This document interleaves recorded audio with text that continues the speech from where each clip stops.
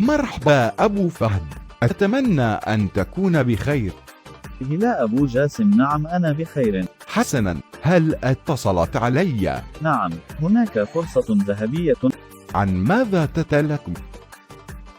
هناك خصم مميز من تاريخ 26 لا تاريخ 29 من يناير في أرض المعارض بمشرق صالة سي.